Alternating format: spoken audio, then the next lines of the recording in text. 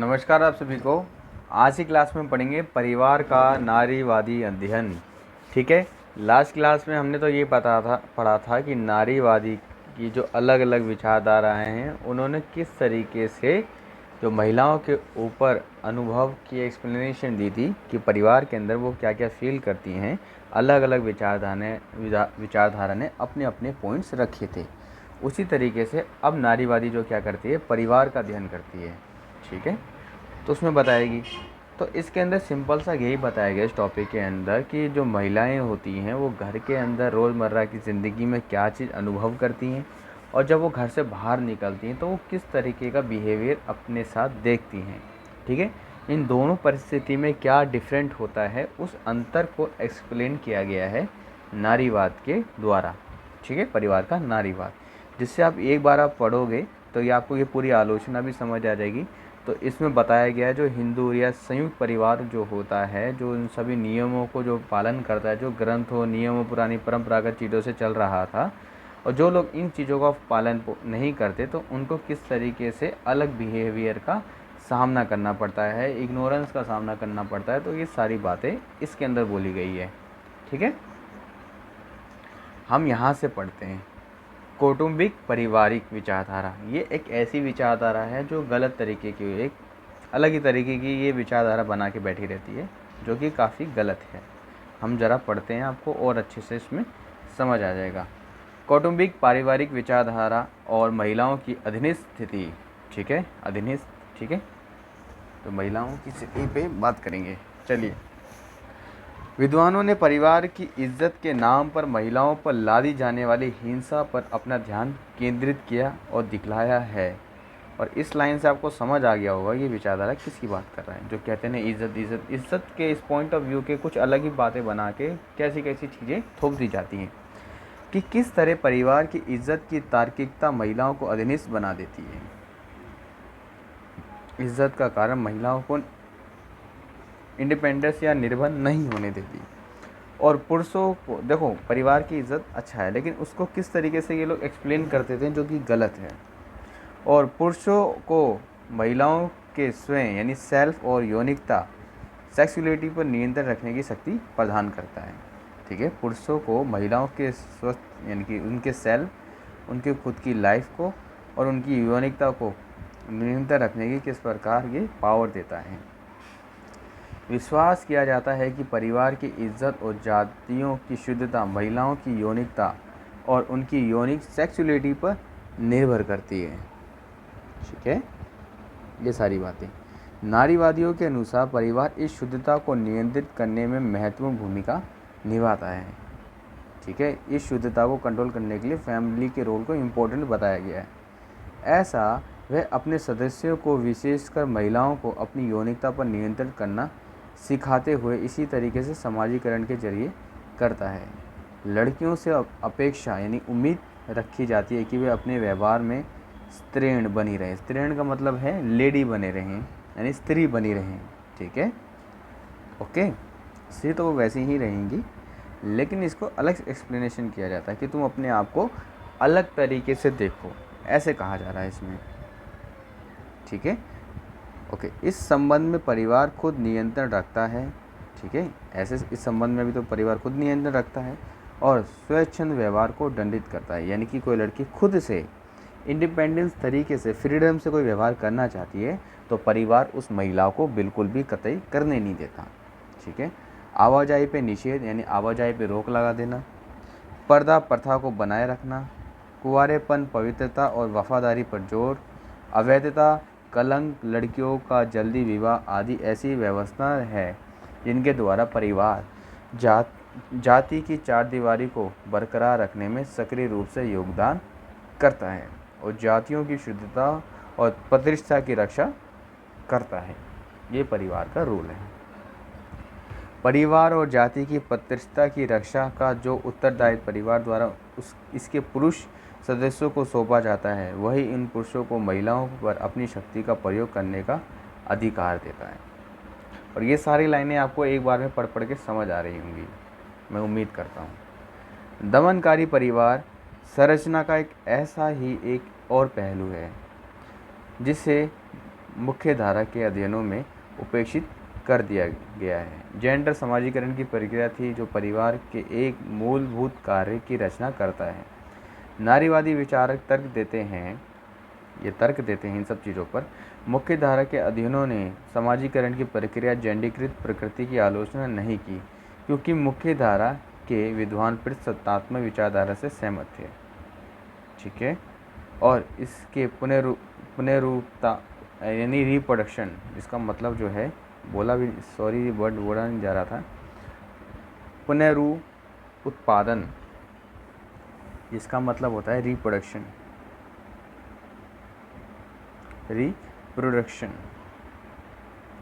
में उन्हें कुछ गलत नहीं लगा।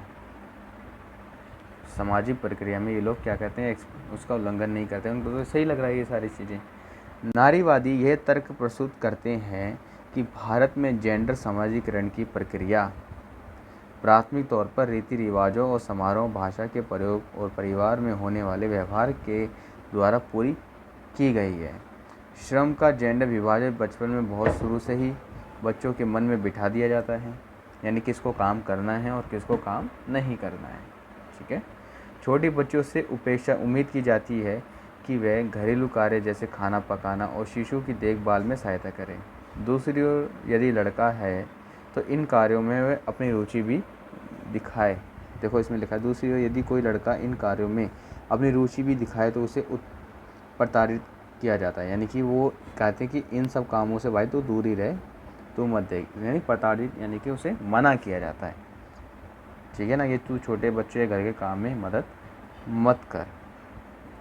ठीक है, उनसे उम्मीद की जाती है कि वे वयस्क पुरुष सदस्यों के साथ घर से बाहर कार्यस्थलों पर जाए, यानी जहाँ ऑफिस वर्क है वहाँ जाए वो।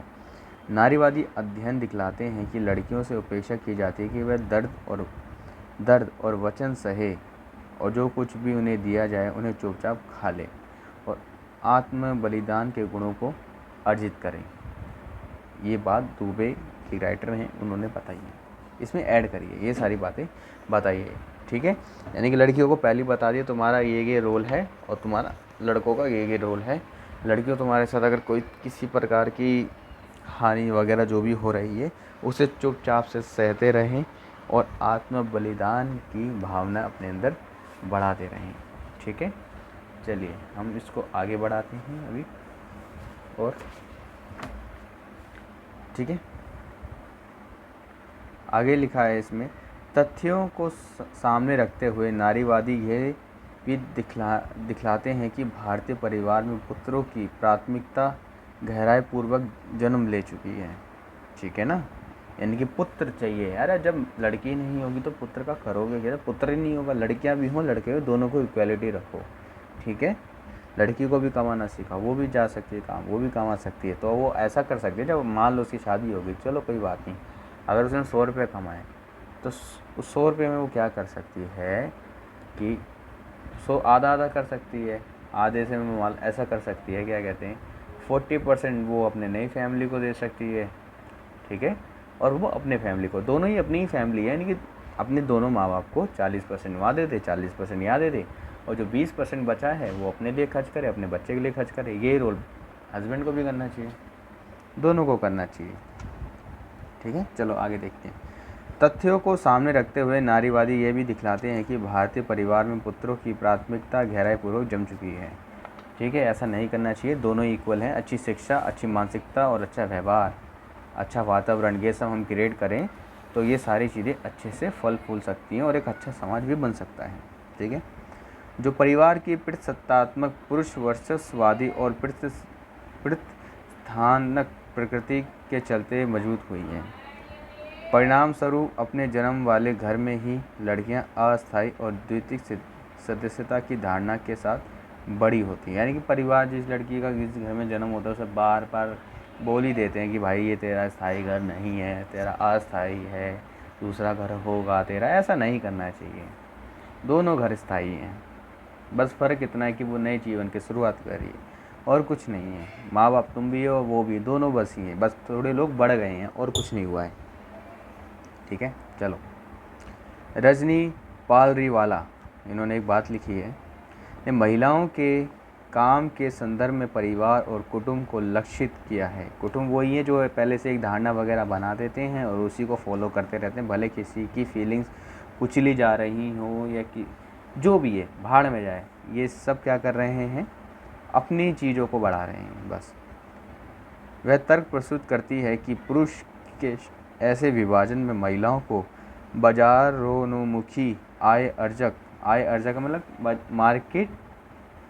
मार्केट ओरिएंटेड, इसका मतलब जो होता है बाजारोन्मुखी का मतलब होता है बाजार ओरिएंटेड यानी कि मार्केट ओरिएंटेड। भाई स्पेलिंग देख ले रहा है यार, ठीक है। इसकी जो OREN ओरिएंटेड TED ओरिएंटेड, ठीक है। और बाजार मार्केट ओरिएंटेड आय अर्जक यानी आय अर्जक का होता है कमाने वाला, अर्नर, ठीक है। कार्यों से दूर रखा और इस तरह महिलाओं को आर्थिक रूप से पुरुषों पर निर्भर बना दिया गया। मानसिकता ऐसी बना दी गई। परिवार की अन्य आलोचना दलित नारीवाद विचारधारा और समलैंगिक सिद्धांत से आती है। ये आगे की एक्सप्लेनेशन है, ये आप क्वेश्चंस को सॉल्व कर सकते हो। आने वाले हिस्से में आप परिवार के दलित नारीवादी आलोचकों और समलैंगिक आलोचकों के अध्ययन के बारे में और परिवार की घरेलू हिंसा के बारे में पढ़ेंगे, यानी कि दलित के साथ क्या चीज़ होती है और समलैंगिक के साथ क्या आलोचना होती है, अब इसके बारे में आपको पढ़ाया जाएगा, ठीक है। दलित यानी कि जो गांव वगैरह छोटी कास्ट से संबंधित होते हैं, ठीक है, जिनको बोल दिया जाता है जनजाति वगैरह। और समलैंगिक तो एक ही सेक्स वाले होते हैं, ठीक है, लड़का लड़का लड़की लड़की, ठीक है, ये सारी चीज़ें। बायसेक्सुअल आई थिंक इसको बोलते हैं, हाँ यही होता है शायद। चलो ये देखते हैं। परिवार अध्ययनों की दलित नारीवादी आलोचना। भारत में नारीवाद ने हिंदू उच्च जातियों, मध्य वर्गीय और शहरी महिलाओं के अनुभव को सभी महिलाओं के अनुभव के तौर पर मान लिया, ठीक है। दलित बहुजन आलोचकों ने भारतीय नारीवादियों का अध्ययन जातिगत असमानता, आदर्शात्मक यानी अदृश्य जिसे देख नहीं सकते, असमानता की अदृश्य प्रतीत की ओर दिखलाया है। यानी कि इन्होंने नारीवाद में जातिगत असमानता को उस चीज़ को एक्सप्लेन किया गया जिसको आप नज़रों से नहीं देख सकते, सिर्फ फील कर सकते हैं। लेकिन अब इस हिसाब से कि सोसाइटी में फैल चुकी है, इसे फील भी किया जा सकता है और आंखों से देखा भी जा सकता है। चलो, भेद की राजनीति पर अत्यधिक जोर दिया, ठीक है ना। ये लाइन लिखे गुरु 1995 के राइटर थे। भेद की राजनीति यानी कि बांट दो राजनीति में आ जाओ। दलित बहुजन नारीवादियों ने तर्क दिया कि यदि यह भेद दलित महिलाओं के दमन और पराधीनता को समझने के लिए बहुत ही क्या है, आवश्यक है। पहले ही लोगों को यहाँ पे बांट दिया, तेरा समाज ऐसा है, उसका समाज ऐसा है, तुम स्कूल में पैदा हुए, वो स्कूल में पैदा हुए हैं, भले काबिलियत कैसी भी हो। समलैंगिक आलोचकों ने भारतीय नारीवादियों द्वारा परिवार के रूप निर्माण में लैंगिक सेक्सुअलिटी द्वारा निभाई जाने वाली भूमिका और परिवार में शक्ति के असमान वितरण की अपेक्षा पर प्रश्न उठाए, ठीक है। इन्होंने नारीवादियों के विरुद्ध यह तर्क दिया कि उन्होंने गैर मानवीय संबंधों पर प्रश्न नहीं उठाए थे, ठीक है, गैर मानवीय संबंधों पर प्रश्न नहीं उठाए। यानी कि नारीवाद ने सिर्फ महिला के ऊपर ही बात करी, इनके ऊपर बात नहीं करी, ये ऐसा कह रहे हैं। समलैंगिक आलोचकों के अनुसार नारीवादियों ने परिवार के अंतर्गत जेंडरकृत भूमिका, महिलाओं की अधीनता, महिलाओं के विरुद्ध हिंसा, संपत्ति निर्णय निर्माण में असमान अधिकारों और अन्य बातों पर सवाल उठाए। लेकिन जो समलैंगिक वाले हैं, एक ही समलैंगिक यानी कि एक ही सेक्स वाले लोग हैं, इनके ऊपर कोई सवाल जवाब नहीं करा, ऐसा इनका आरोप है, ठीक है, नारीवादियों के ऊपर। रिंचन 2005 लिखती हैं, इन्होंने लिखा था, परिवार के अंतर्गत हिंसा को गंभीर चिंता की तरह देखा गया है, लेकिन कभी भी उसे वैधता, प्रासंगिकता और स्वयं संस्था के अस्तित्व हेतु खतरे के रूप में नहीं देखा गया है। बताया जाता है ना कि घर के अंदर हिंसा तो भले हो ही है, लेकिन कभी भी इसको बताया नहीं किया कि कानूनी अपराध है, इस तरीके से नहीं बोला गया। उनके अनुसार परिवार के सदस्य आगे भी वंश चलाने और परिवार बनाने के कर्तव्य के बोझ से दबे रहते हैं, है ना। परिवार भी किसी और सभी के लिए नहीं खुला रहता, बल्कि इसमें प्रवेश के दो ही रास्ते हैं, एक तो जन्म और विवाह, ऐसे किसी को नहीं घुसेड़ सकते। इसलिए सहमति और अधीनता के लिए शक्ति और हिंसा का प्रयोग होना कोई अनजानी बात नहीं है। इन्होंने ऐसी बात करी है। अब ये सारी बातें आप पढ़ के समझ ही गए होंगे, ठीक है, और अपनी स्थिति और वर्तमान की स्थिति से कनेक्ट कर पाओगे आप लोग, ठीक है। सीधा से ये बात है, इसमें बोला जा रहा है कि परिवार में अगर एंट्री लेनी है तो एक जन्म है और विवाह, और कोई एंट्री नहीं है, ठीक है। और परिवार भी यही चाहता है कि उनकी चीज़ें जो हैं वंश वगैरह आगे बढ़ें। और समलैंगिक वाले जो हैं, अगर ऐसे कोई व्यक्ति हैं तो उनके साथ भी हिंसा हो सकती क्या, होती भी है, जो भी है। तो आगे जो ये पॉइंट्स है ना, घरेलू हिंसा सुरक्षित स्थल के रूप में परिवार की धारणा का दुर्बल बनाना, इसको हम अगली क्लास में पढ़ते हैं। और सारे पॉइंट्स ही हैं और एक बार में आपको पढ़ के समझ आ ही जाएंगे। तो मिलेंगे आपसे अब नेक्स्ट वीडियो में। कमेंट ज़रूर करें।